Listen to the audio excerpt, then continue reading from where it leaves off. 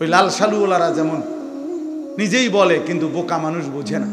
এই মাজার পূজারি, কবর পূজারি যেগুলো দেখবেন, যেখানে গান বাদ্য ভণ্ড বেসরা এগুলোর কাছে, তো এরা আগের থেকেই লাল কাপড় লাগায় রাখে। উপরে লাল কাপড়, সাইডে লাল কাপড়, অনেকগুলোর গায়ের মধ্যে লাল কাপড়।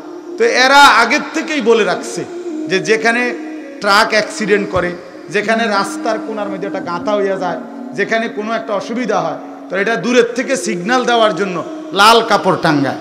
লাল কাপড় এটা বুঝায় যায় বিপজ্জনক, এটা আপনার ক্ষতি হবে, এনে আইলে ফিরে যাবেন আপনি গাঁথা।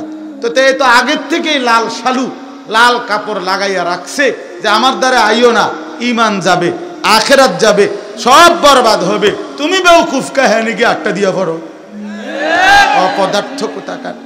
সে তো আগেই লাল কাপড় দিয়ে বুঝাই দিছে যে আমি ক্ষতিকারক, আমি রেড সিগন্যাল, আমি ডেঞ্জার, আমি বিপজ্জনক। তুমি আইলা কা আমার কাছে?